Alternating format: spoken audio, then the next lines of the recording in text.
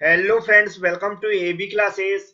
आज मैं समझाने वाला हूँ एल सेक्शन के लिए मोमेंट ऑफ इनर्शिया को कैसे कैलकुलेट किया जाता है। यदि ये टॉपिक आपके काम का है तो वीडियो एक बार पूरा जरूर देखें, जिससे आपके डाउट एंड कंसेप्ट क्लियर हो सकें। अब मैं स्टार्ट कर रहा हूँ आज का वीडियो। सबसे पहले यहाँ पर जो क्वेश्चन लिखा हुआ है इसको मैं समझा रहा हूँ, आपको सिर्फ ध्यान से सुनना है। जो भी मैं समझा रहा हूँ उसको ध्यान से सुनते जाना है। क्वेश्चन के अंदर लिखा हुआ है, find the moment of inertia about the centroidal X X and Y Y axis of the angle section. Question के अंदर बोल रहा है एक एंगल सेक्शन गिवन है, जो कि यहाँ पर आपको दिख रहा होगा। उसकी centroidal axis X X and Y Y axis के अबाउट हमें मोमेंट ऑफ इनर्शिया कैलकुलेट करना है। अब यह क्वेश्चन दो तरीके से और पूछा जा सकता है। जैसे कि यहाँ पर एंगल सेक्शन लिखा हुआ है, इसकी जगह डायरेक्ट एल सेक्शन लिखकर आ जाता है। और तीसरा तरीका है, जो एंगल सेक्शन लिखा हुआ है इसकी जगह कई बार अनसिमेट्रिकल सेक्शन भी लिखकर आ जाता है। तीनों ही वर्डों में हमें एक ही चीज समझना है कि एल सेक्शन का हमें मोमेंट ऑफ इनर्शिया निकालना है। तो समझ गए होंगे, एल सेक्शन का जो क्वेश्चन आता है वह तीन तरीके से पूछा जाता है। पहला एंगल सेक्शन, दूसरा एल सेक्शन, तीसरा अनसिमेट्रिकल सेक्शन। तो आपको समझ में आ गया होगा क्वेश्चन कितने तरीके से पूछा जा सकता है। अब हम जो डायग्राम गिवन है उसको देखेंगे, ये किस टाइप का सेक्शन है। तो यहाँ पर आप देख रहे हैं कि यहाँ पर अगर हम इसको यहाँ पर बंद कर दें तो ये टू भागों में डिवाइड हो जाएगा। एक तो इसका ए वाला रेक्टेंगुलर सेक्शन बन जाएगा और एक ए वाला रेक्टेंगुलर सेक्शन बन जाएगा। तो यहाँ पर दो रेक्टेंगुलर सेक्शन बन जाएंगे, तो इसको हम बोल सकते हैं यह एक कंपोजिट सेक्शन हो जाएगा। कंपोजिट सेक्शन मतलब दो या दो से अधिक सेक्शन से बना हुआ एक कोई डायग्राम हो सकता है, कोई बॉडी हो सकती है। तो यहाँ पर जो पूरा सेक्शन है ये दो सेक्शन में डिवाइड हो जाता है, इसलिए हम इसको क्या बोल सकते हैं, कंपोजिट सेक्शन बोल सकते हैं। तो सबसे पहले हम क्या करेंगे, जितनी भी सेक्शन में डिवाइड हो रहा है इसको हम डिवाइड कर लेते हैं। अपने अकॉर्डिंग नंबरिंग करना है, उसी के अकॉर्डिंग इसको कैलकुलेट करना है। हम क्या कर रहे हैं, जिस तरह हम इसको कैलकुलेट करते हैं उसमें जो ए वाला सेक्शन है यहाँ पर हम एक डॉट डॉट लाइन डाल देंगे, ए वाला पूरा कंप्लीट सेक्शन बन जाएगा, इसको मैं 1 मान लूंगा। और ये दूसरा सेक्शन इधर वाला बन जाएगा, इसको 2 मान लूंगा। सबसे पहले इसको सेक्शन में डिवाइड कर लेते हैं। तो यहाँ पर आप देख सकते हैं हमने क्या किया, इसको हमने सेक्शन 1 मान लिया और इसको 2 मान लिया। हमने यहाँ से एक डॉट डॉट लाइन डाल दी है, जिससे कि ये कंप्लीट सेक्शन हो गया, इधर वाला एक दूसरा कंप्लीट सेक्शन हो गया। इसकी हम डेप्थ देखेंगे तो 100 mm हो जाएगी और विड्थ देखेंगे तो 20 mm हो जाएगी। इस तरह सेकंड वाला सेक्शन, इसकी डेप्थ हो जाएगी 20 mm, तो इसकी जो विड्थ होगी वह कैलकुलेट कैसे करेंगे। इसकी जो टोटल विड्थ दी है 80 mm और इसकी जो विड्थ दी है वह 20 mm। तो 80 में से 20 कम कर देंगे तो जो इस कॉर्नर से यहाँ तक की जो डायमेंशन हो जाएगी वह कितनी हो जाएगी, 60 mm। मतलब जो सेकंड सेक्शन है उसकी विड्थ हो जाएगी 60 mm और डेप्थ हो जाएगी 20 mm। इस तरह हमने इसको डिवाइड कर लिया। इसके बाद हमें जिस जिस एक्सिस के अबाउट हमें moment of inertia find out करना है, उस एक्सिस के अबाउट हम रेफरेंस लाइन कंसीडर करते हैं। रेफरेंस लाइन कंसीडर करने का तरीका होता है, जैसे कि एक्स एक्सिस के अबाउट हम रेफरेंस लाइन कंसीडर करेंगे तो जो लास्ट वाली लाइन होती है वहां से हम सीधी हॉरिजॉन्टल लाइन ड्रॉ कर देंगे, जिसे हम एक्स एक्सिस के अबाउट क्या मान लेंगे, रेफरेंस लाइन मान लेंगे। इस तरह एक हम वर्टिकल लाइन यहाँ पर बना देंगे, जो क्या वाई एक्सिस के अबाउट क्या हो जाएगी, एक रेफरेंस लाइन हो जाएगी। मतलब हम जब एक्स एक्सिस के about moment of inertia calculate करेंगे तो जो हमारी यहाँ पर हम हॉरिजॉन्टल लाइन बनाएंगे एक्स एक्सिस की दिशा में, वह क्या उसके अबाउट हम क्या करेंगे, उसी को रेफरेंस लाइन मानकर हम कैलकुलेट करेंगे। इस तरह यहाँ पर जो वाई एक्सिस के अबाउट हम पूरी लाइन ड्रॉ करेंगे, यहाँ पर उसी के अबाउट हम क्या करेंगे, जो भी हम वाई एक्सिस के about moment of inertia calculate करेंगे तो उसी को रेफरेंस लाइन मानकर करेंगे। हम ड्रॉ करके दिखा देते हैं सबसे पहले। तो यहाँ पर आप देख सकते हैं जो लास्ट वाली लाइन है उससे हमने एक हॉरिजॉन्टल एक्सिस ड्रॉ कर ली है, जिसको हम रेफरेंस लाइन बोल सकते हैं, जो यहाँ पर हमने एक्स लिख दिया है। जब भी हम एक्स एक्सिस के अबाउट मोमेंट ऑफ इनर्शिया निकालेंगे तो हम इसकी वर्टिकल दिशा में चलेंगे और बेस लाइन इसी को मानेंगे। इस तरह हमने यहाँ पर एक देख रहे होंगे, एक हमने रेफरेंस लाइन बना ली है जिसको हमने बाई नाम दे दिया है। तो ये जब भी हम बाई एक्सिस के about moment of inertia calculate करेंगे तो इस लाइन की हम वर्टिकल दिशा में चलेंगे इधर की ओर, और इसी को हम बेस लाइन मानकर या रेफरेंस लाइन मानकर हम वाई एक्सिस के अबाउट मूवमेंट ऑफ इनर्शिया को कैलकुलेट करेंगे। इतना समझ में आ गया होगा। अब होता है एक इंपॉर्टेंट सेक्शन। इस सेक्शन को हम चेक करेंगे यह सिमेट्रिकल सेक्शन है या फिर अनसिमेट्रिकल सेक्शन है। तो उसके लिए हम क्या करते हैं, इस सेक्शन की जो वाई वाई दिशा या वर्टिकल दिशा में इसकी एक सेंटर लाइन ड्रॉ करेंगे और इस तरह एक्स एक्सिस के अबाउट भी हम एक सेंटर लाइन ड्रॉ करेंगे। कैसे करते हैं ध्यान सुन लें। जैसे कि इसकी कंप्लीट जो विड्थ है वह कितनी है 80 mm, तो इसकी जो सेंटर लाइन कितनी हो जाएगी 40 पे, मतलब 40 पे हम सीधी ऊपर की वर्टिकल दिशा में एक लाइन ड्रॉ कर देंगे। इस तरह इसकी टोटल कितनी डायमेंशन है 100 mm, तो इसके 50 mm से हम क्या करेंगे एक हॉरिजॉन्टल दिशा में एक सेंटर लाइन ड्रॉ कर देंगे। और उसके बाद हम कैसे पहचानेंगे ये सिमेट्रिकल है या अनसिमेट्रिकल बताता हूं मैं। तो यहाँ पर आप देख सकते हैं हमने क्या किया, एक हॉरिजॉन्टल लाइन ड्रॉ की सेंटर लाइन। क्या देखा हमने सेंटर लाइन ड्रॉ कैसे करते हैं, इसकी हम टोटल डिस्टेंस देखेंगे और हाफ डिस्टेंस पर एक सेंटर लाइन ड्रॉ कर देंगे। इस तरह जब हम वर्टिकल लाइन ड्रॉ करेंगे तो ए वाली डायमेंशन देखेंगे उसकी हाफ डायमेंशन पर एक सेंटर लाइन ड्रॉ कर देंगे। तो ये हो गई जो वाई एक्सिस के अबाउट सेंटर लाइन, ये हो गई एक्स एक्सिस के अबाउट सेंटर लाइन। अब हम पहचानते कैसे हैं कि ये सिमेट्रिकल है या फिर अनसिमेट्रिकल सेक्शन। तो याद रखें कि जो भी हमारी सेंटर लाइन है अगर किसी बॉडी को वह कंप्लीट दो बराबर भागों में बांट देती है तो वह होता है सिमेट्रिकल सेक्शन। अगर वह बॉडी या कोई सेक्शन दो बराबर भागों में नहीं बढ़ता है उस सेंट्रल लाइन से तो वह कैसा होता है अनसिमेट्रिकल सेक्शन। पहचानते हैं। सबसे पहले हम ये वर्टिकल लाइन है वाई एक्सिस के अबाउट हम देख रहे हैं ये सिमेट्रिकल है या फिर नहीं। तो ये वाई एक्सिस के अबाउट हम देखेंगे इधर का जो सेक्शन है ये पूरा सेक्शन बना हुआ है और इतना हिस्सा इधर की ओर है, जबकि हम इसके राइट हैंड में देखेंगे तो सिर्फ इतना सेक्शन बचा हुआ है। मतलब हम यहाँ पर देख रहे हैं तो लेफ्ट हैंड साइड का जो सेक्शन है इस जो वर्टिकल लाइन से तो अधिक है, जबकि इसके राइट हैंड साइड का सेक्शन है कम है। मतलब जो वाई एक्सिस के अबाउट जो हमने सेंटर लाइन ड्रॉ की वह इसको दो बराबर भागों में नहीं बांटता है। तो हम ऐसा कह सकते हैं कि यह जो सेक्शन है वाई एक्सिस के अबाउट सिमेट्रिकल नहीं है, ऐसा है अनसिमेट्रिकल सेक्शन है। अब बात करते हैं हॉरिजॉन्टल लाइन की जो एक्सिस के अबाउट हमने ड्रॉ की है। तो एक्स एक्सिस के अबाउट हम चेक करेंगे कि यह इसको दो बराबर भागों में बांटती है या फिर नहीं। तो नीचे का अगर हिस्सा देखेंगे हम तो ये इतना हिस्सा होगा और ये नीचे का पूरा हिस्सा होगा, जबकि ऊपर का हिस्सा सिर्फ इतना ही होगा। तो यहाँ से हम देख रहे हैं जो एक्स एक्सिस के अबाउट जो हमने सेंटर लाइन ड्रॉ की है नीचे वाला भाग अधिक है जबकि ऊपर वाला कम है। तो हम यहाँ पर देख सकते हैं जो हमने एक्स एक्सिस के अबाउट सेंटर लाइन ड्रॉ की है वह भी इसको दो बराबर भागों में डिवाइड नहीं करती है। तो एक्स एक्सिस के अबाउट भी है अनसिमेट्रिकल सेक्शन है, सिमेट्रिकल सेक्शन नहीं है क्योंकि यह दो बराबर भागों में नहीं बांट रहा है।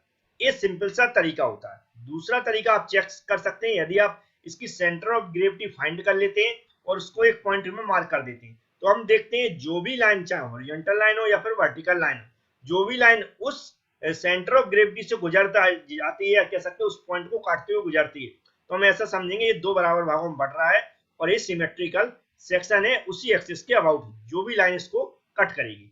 लेकिन यहाँ पर ऐसा भी नहीं हो रहा है। अगर इसका हम सेंटर ऑफ ग्रेविटी निकालेंगे तो लगभग इधर कहीं निकलेगा, दोनों लाइनें उस पॉइंट को नहीं कट करेंगी, इसलिए दोनों ही एक्सिस के अबाउट एक्स एक्सिस और वाई एक्सिस दोनों ही एक्सिस के अबाउट यह अनसिमेट्रिकल है।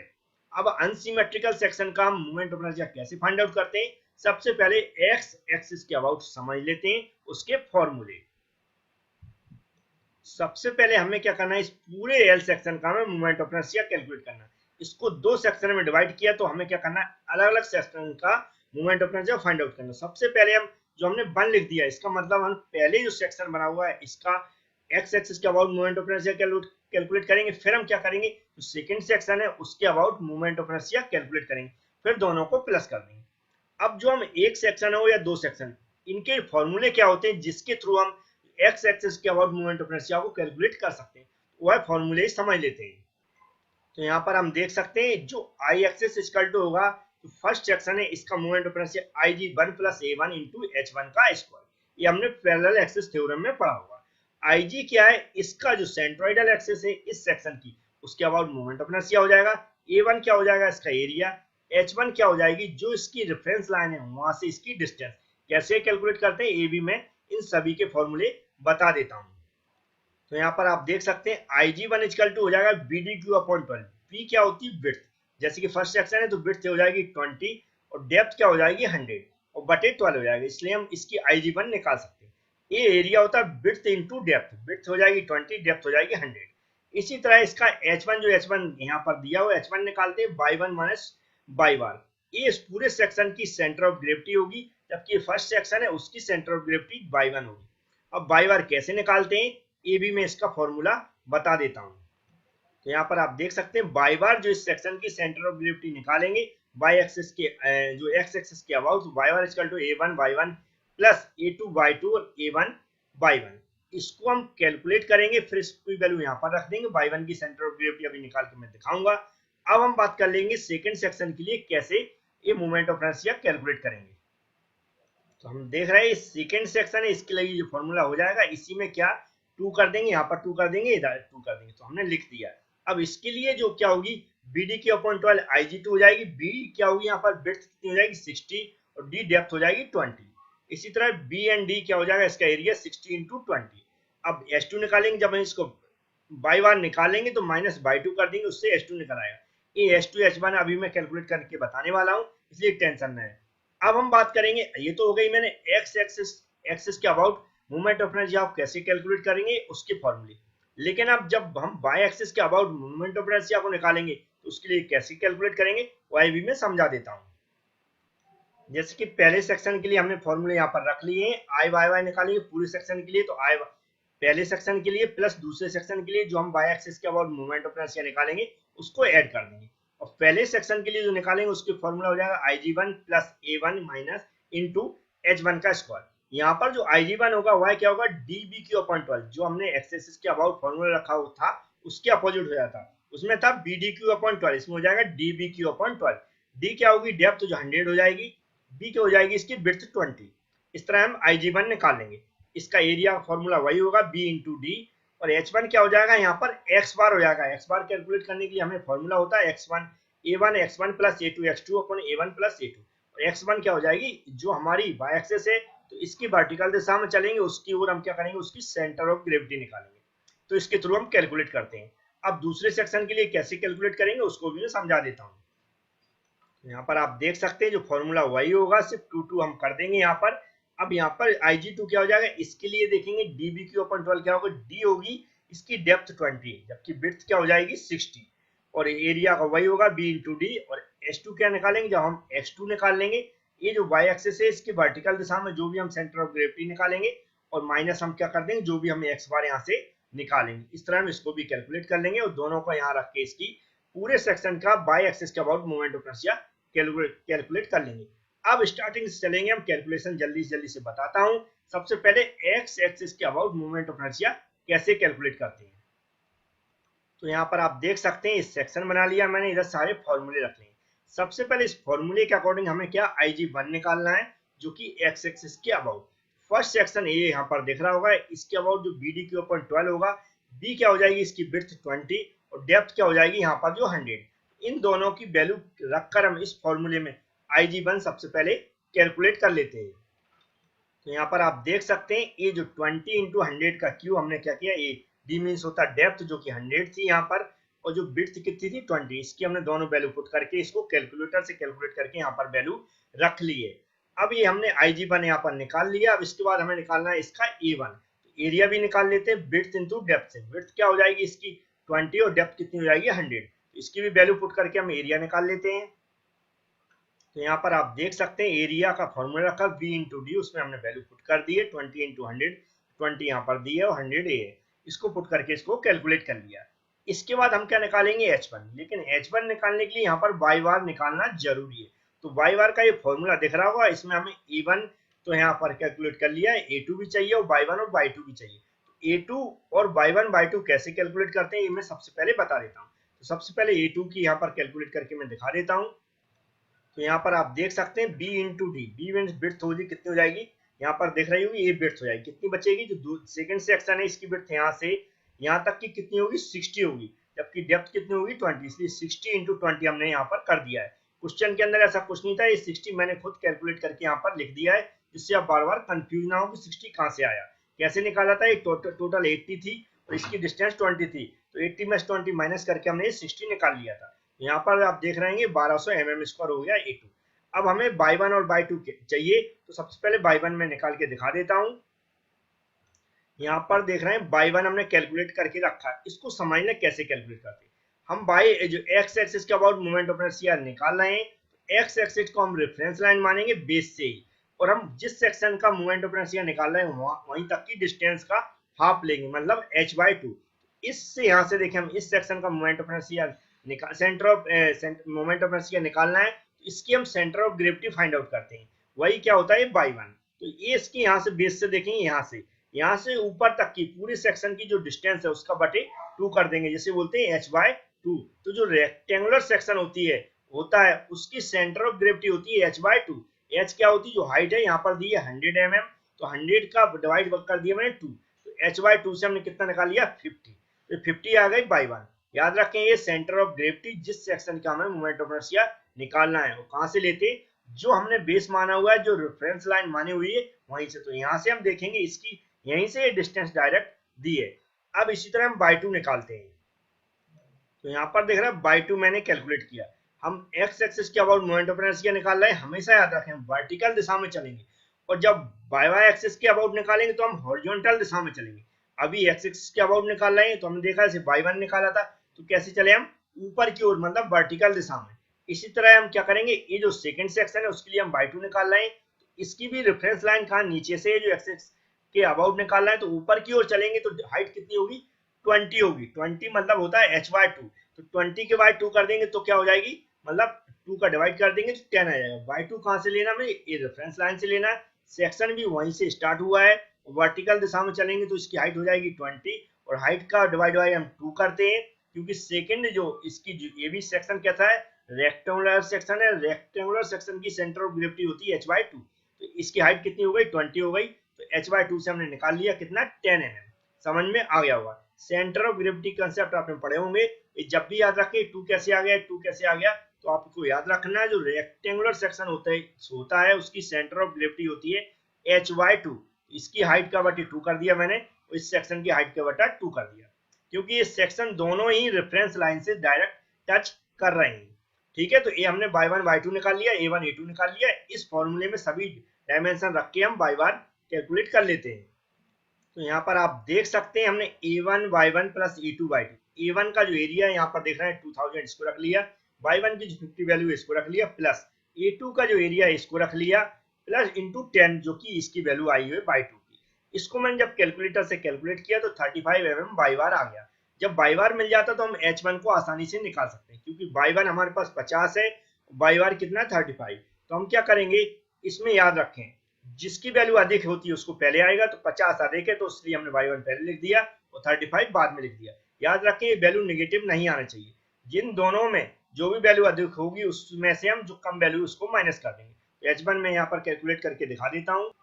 तो यहाँ पर आप देख सकते हैं h1 equal to y1 y बार, इसमें हमने जो y1 की वैल्यू a वाली और y बार की जो हमने यहाँ पर कैलकुलेट की उसको रख दिया। तो इस तरह h1 15 mm निकाल लिया। अब हमारे पास h1 की वैल्यू आ गई, a1 की भी आ गई, ig1 की भी आ गई। सभी वैल्यू इस फॉर्मूले में पुट करेंगे और आंसर इसका निकाल लेंगे। तो यहाँ पर आप देख सकते हैं हमने फॉर्मूला रखा था, इसमें डायरेक्ट वैल्यू पुट कर दी है ig1 की जो मैंने अभी कैलकुलेट किया था, जो यहाँ पर आप देख सकते हैं, प्लस a1 जो हमने कैलकुलेट किया था इसको रख दिया है, इंटू 15 mm जो हमने h1 निकाला हुआ। इसको जब कैलकुलेट किया तो 2.117 इंटू 10 की पावर 6 ig जो i एक्सिस जो फर्स्ट सेक्शन है उसके अबाउट हमने मूवमेंट ऑफ इनर्शिया कैलकुलेट कर लिया। अब इसी तरह सेकंड सेक्शन है उसका भी हम मूवमेंट ऑफ इनर्शिया निकालेंगे एक्स एक्सिस के अबाउट, तो उसका भी मैं कैलकुलेट करके दिखा देता हूं। तो यहाँ पर देख रहे हैं जो वैल्यू हमने कैलकुलेट कर चुके हैं, जो यूज होने वाले उसको मैंने नोट कर लिया है। यहाँ पर देखेंगे तो हमने जो फॉर्मूले यूज करना है सेकेंड सेक्शन के लिए एक्स एक्सिस के अबाउट मूवमेंट ऑफ इनर्शिया निकालने के लिए, तो फॉर्मूला हो जाएगा Ig2 plus A2 into H2 का स्क्वायर। Ig2 हो जाएगा BDQ अपॉन 12, B क्या हो जाएगी यहाँ पर जो विड्थ हो जाएगी 60, और D क्या हो जाएगी इसकी डेप्थ हो जाएगी बटे 12, A2 जो एरिया हो जाएगा 60 इंटू 20, और H2 कैसे निकालेंगे Y bar minus Y two, Y bar जो हमने कैलकुलेट कर चुके हैं यहाँ 35, बाई टू क्या हो जाएगा जो 10 है। इस तरह सारी वैल्यू मैं कैलकुलेट करके दिखा देता हूँ जल्दी से। तो यहाँ पर आप देख सकते हैं BDQ अपॉन 12, B क्या है यहाँ पर 60 है जो विड्थ है, D क्या है डेप्थ जो 20 है सेक्शन 2 के लिए, इसको मैंने वैल्यू पुट कर दी और ये आंसर निकाल लिया कैलकुलेटर से। अब इसी तरह हमने एरिया पहले भी कैलकुलेट कर चुके हैं, एक बार और डायरेक्ट मैं उसका आंसर लिख देता हूँ और डायरेक्ट में H2 निकाल के दिखा देता हूँ। तो यहाँ पर आप देख सकते हैं जैसे कि जो एरिया मैंने पहले भी कैलकुलेट कर चुका हूँ यहाँ पर दिखा दिया। H2 मुझे कैलकुलेट करना है तो by bar minus Y to होता है, बाई बार कितना हो जाएगा 35 जो कि मैं पहले कैलकुलेट कर चुका हूँ, बाई टू भी कैलकुलेट करके मैंने दिखा दिया, y कितनी है 10 है। इसको इसमें से जब माइनस कर देंगे 25 हमारा आंसर आ जाएगा। अब हम क्या करेंगे, H2 भी मिल गया, यहाँ पर दिख रहा है E2 भी मिल गया और Ig2 भी मिल गया। इन सभी की वैल्यू हम इस फॉर्मूले में पुट कर देंगे और आंसर निकाल के मैं दिखा देता हूँ जो सेकंड सेक्शन है उसकी मूवमेंट ऑफ इनर्शिया का। तो आप यहाँ पर देख सकते हैं इस फॉर्मूले में डायरेक्ट मैंने वैल्यू पुट कर दी, Ig2 की यहाँ से कर दी है, A2 की यहाँ से कर दी है, ए वाली, और हमने क्या किया 25 जो यहाँ पर H2 कैलकुलेट किया उसको रख दिया। इसको कैलकुलेटर से कैलकुलेट किया तो 0.79 इंटू 10⁻6 आ गया। अब हमारे पास फर्स्ट सेक्शन के अबाउट भी मोमेंट ऑफ इनर्शिया निकाल लिया, इसके एक्स एक्सिस के अबाउट, और सेकंड सेक्शन का भी एक्स एक्सिस के अबाउट हमने मोमेंट ऑफ इनर्शिया कैलकुलेट कर लिया। तो दोनों को हम ऐड कर लेंगे तो टोटल एल सेक्शन का एक्स एक्सिस के अबाउट मोमेंट ऑफ इनर्शिया निकल आएगा। तो यहाँ पर आप देख सकते हैं दोनों को मैंने ऐड कर दिया, जैसे कि फर्स्ट सेक्शन और सेकंड सेक्शन का जो मोमेंट ऑफ इनर्शिया था वही हमारा आंसर आ गया। तो इस तरह हमने एल सेक्शन का एक्स एक्सिस के about moment of inertia find out कर लिया। अब इसी तरह हमें वाई एक्सिस के अबाउट भी मोमेंट ऑफ इनर्शिया को निकालना है, क्योंकि वाई भी अनसिमेट्रिकल सेक्शन है, तो उसका भी निकाल के दिखा देता हूँ। अब हम निकाल रहे हैं वाई एक्सिस के about moment of inertia. Y भी कैसा अनसिमेट्रिकल है, तो वाई पैरेलल एक्सिस वाला ही फॉर्मूला हम यहाँ पर यूज करेंगे, IG प्लस ए इंटू एच का स्क्वायर। IG का यहाँ पर जो फॉर्मूला हो जाएगा dBq/12। डी क्या हो जाएगी, फर्स्ट सेक्शन के लिए निकालना है तो डेप्थ हो जाएगी उसकी 100 इंटू बी क्या हो जाएगी इसकी विड्थ 20। इसकी वैल्यू पुट करके हम यहाँ पर इसको सबसे पहले कैलकुलेट कर लेते हैं। तो यहाँ पर आप देख सकते हैं फॉर्मूला हमने डायरेक्ट 100 फर्स्ट सेक्शन के लिए निकाला है उसको रख लिया, इंटू इसकी जो विड्थ है उसको रख लिया, और दोनों कैलकुलेट किया तो 0.0677 इंटू 10⁻6 हमारा आंसर आ गया Ig1। अब इस तरह हम इसका एरिया भी निकालना है तो हम इसका एरिया भी निकाल लेते हैं किसका, फर्स्ट सेक्शन का। अब यहाँ पर हमने एरिया A1 A2 लिख लिए, क्योंकि हम ऑलरेडी स्टार्टिंग में ही जो फर्स्ट हमने एक्स एक्सिस के अबाउट मोमेंट ऑफ इनर्शिया निकाला था वहीं पर कैलकुलेट किए थे। A1 A2 वही हमेशा रहेंगे, ठीक है। तो इसके बाद हमें निकालना है H1। H1 के लिए हमें x बार चाहिए, x बार के लिए A1 A2 तो है हमारे पास, लेकिन x1 x2 नहीं है। तो x1 x2 कैसे निकालना है इसको ध्यान से समझ लें। तो यहाँ पर जो हमने x1 = 20/2 लिखा है, क्यों लिखा है इसको ध्यान से समझ लें। हम निकाल रहे हैं y एक्सिस के अबाउट मोमेंट ऑफ इनर्शिया। तो इसकी जब सेंटर ऑफ ग्रेविटी निकालेंगे सेक्शन 1 की, तो हम किस दिशा में चलेंगे, इसकी वर्टिकल दिशा में। वर्टिकल दिशा मतलब इधर की ओर। तो जो हमारा रेक्टेंगुलर सेक्शन होता है उसकी जो सेंटर ऑफ ग्रेविटी होती है वह होती है h/2। जब हम वर्टिकल दिशा में आगे की ओर चलेंगे, किधर की ओर, इस तरफ वर्टिकल दिशा में, तो वर्टिकल दिशा में चलेंगे तो उसकी हाइट कितनी बन जाएगी 20। मतलब इस पॉइंट से ये हमारे रेफरेंस लाइन दिख रही है वाई एक्सिस, इससे हम वर्टिकल दिशा में चलेंगे तो किधर की ओर चलेंगे, इधर, मतलब यहाँ तक चलेंगे। इसका सेक्शन यहीं पर है, तो इसकी ये हाइट हो जाएगी। तो हाइट का कितना हो जाएगा /2, मतलब 20/2। 20/2 हो गया तो x1 कितना आ जाएगा 10। इसी तरह हम सेक्शन 2 के लिए, क्योंकि हमें x2 की जरूरत है, तो y भी मैं निकाल के दिखा देता हूँ। x2 मैंने यहाँ पर कैलकुलेट करके रख लिया, इसको भी ध्यान से समझ लें। यहाँ पर लिखा 20 + 60/2, इसको ध्यान से समझ लें। जैसा मैंने बताया हमारी किस रेफरेंस एक्सिस के वाई एक्सिस के अबाउट हम मोमेंट ऑफ इनर्शिया निकालना है, तो जो हमारा सेकंड सेक्शन है उसकी सेंटर ऑफ ग्रेविटी कैसे कैलकुलेट करेंगे, इसकी हाइट के बटे 2।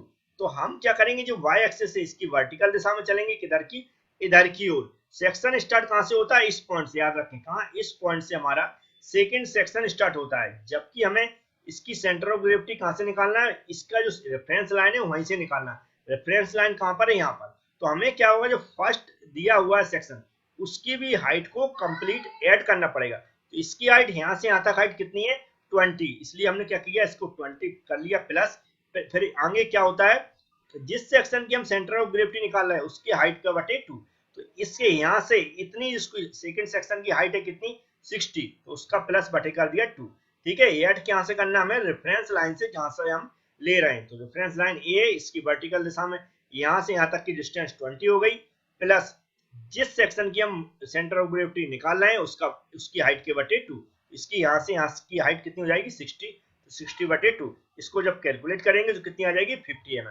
तो इस तरह x1 x2 भी निकाल लिया मैंने, a1 a2 भी आ गया, तो x बार हम आसानी से निकाल सकते हैं। तो यहाँ पर आप देख सकते हैं x बार मैंने निकाल लिया, फॉर्मूला इसमें डायरेक्ट वैल्यू पुट कर दी a1 की जो ऑलरेडी कैलकुलेट कर चुके थे, इंटू 10 जो हमने x1 निकाला हो। इसी तरह a2 की जो एरिया निकाल लिया, और यहाँ पर ये 50 x2 रख कर इसको कैलकुलेट किया तो 25 mm हमारा x बार आ गया। x बार आने के बाद हम क्या करेंगे, h1 निकालेंगे इस फॉर्मूले से, उसको भी हम कैलकुलेट कर लेते हैं। तो यहाँ पर आप देख सकते हैं h1 का जो फॉर्मूला ये वाला था, इसमें मैंने x बार की जगह हमने 20 जो अभी कैलकुलेट किया था उसको यहाँ पर मैंने अलग से रख लिया है 25 mm माइनस 10, जो कि x1 हमने अभी इससे पहले यहाँ पर निकाल के दिखाया था। तो सारी वैल्यू मैंने इधर कैलकुलेट करके रख ली थी, जो मैंने इससे पहले कैलकुलेट करके बताई हुई थी, जिससे आप कंफ्यूज ना हो। तो ये सारी वैल्यू हमने इसमें पुट करके h1 निकाल लिया। अब हमारे पास h1 भी आ गया, a1 भी आ गया, ig1 भी आ गया। इस सारी वैल्यू को इस फॉर्मूले में रख देता हूँ और मैं कैलकुलेट करके दिखा देता हूँ। तो यहाँ पर हम देख सकते हैं जो फॉर्मूला है उसके अंदर सारी वैल्यू ig1 की यहाँ से रख दी है, और जो a1 का जो मैंने एरिया स्टार्टिंग में कैलकुलेट किया था उसको रख दिया इनटू 15, जो मैंने h1 अभी कैलकुलेट किया था तो उसकी वैल्यू भी मैंने यहाँ पर रख ली है देखने के लिए, तो इसको भी हमने रख दिया। इसको पूरा कैलकुलेटर से कैलकुलेट किया तो हमारी वैल्यू आ गई 0.517 इंटू 10 की पावर 6। इसी तरह हम सेकेंड सेक्शन जो यहाँ पर दिया उसके लिए भी मोमेंट ऑफ इनर्शिया कैलकुलेट करेंगे, फिर दोनों को ऐड करेंगे। तो सेकेंड सेक्शन के लिए भी मोमेंट ऑफ इनर्शिया कैलकुलेट करके बता देता हूं।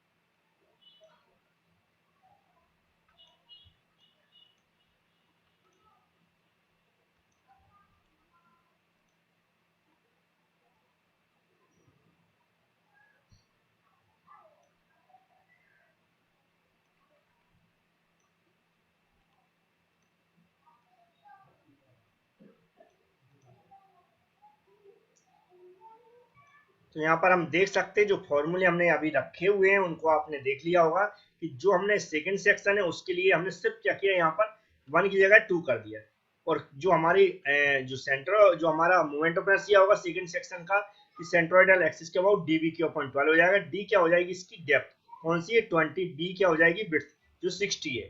इस तरह एरिया ऑलरेडी कैलकुलेट कर चुके हैं हम 1200 जो mm स्क्वायर, और हमने S2 यहाँ पर कैलकुलेट करना है, तो मतलब IG2 और S2 कैलकुलेट करना है, तो उनको दोनों को मैं जल्दी से कैलकुलेट करके दिखा देता हूँ। तो यहाँ पर आप देख सकते हैं ए जो यहाँ पर फॉर्मूला रखा VD के 0.12 रख दिया, 20 यहाँ पर दिख रहा होगा डेप्थ, और 60 क्या है विड्थ, इसको कैलकुलेट किया 0.36 इंटू 10 की पावर 6 आ गया। इसी तरह हमने S2 कैलकुलेट किया, x2 माइनस x1। S2 क्या है, जो भी सेकंड सेक्शन की हमने सेंटर ऑफ ग्रेविटी निकाली हुई थी 50 आई हुई थी, उसको रख दिया माइनस x बार जो 25 mm निकाला हुआ था, दोनों की वैल्यू पुट करके हमने 25 mm निकाल लिया। अब हमारे पास IG2 भी आ गया, A2 भी है यहाँ पर, और S2 भी आ गया। इन सारी वैल्यू को इस फॉर्मूले में रखकर हम इसको कैलकुलेट कर लेते हैं। तो यहाँ पर आप देख सकते हैं ये हमने इसका फॉर्मूला रख दिया है, ये वाला, इसमें सारी वैल्यू रख दी है, कौन सी IG2 की रख दी है, और जो हमारा एरिया का जो यहाँ पर दिख रहा होगा ये 1200 वाला इसको रख दिया, सेकंड सेक्शन का है, और S2 जो हमने कैलकुलेट किया इसको रख दिया। इसको जब हमने कैलकुलेटर से कैलकुलेट किया तो 1.11 इंटू 10 की पावर 6 हमारा मोमेंट ऑफ इनर्शिया आ गया सेकंड सेक्शन का y एक्सिस के अबाउट।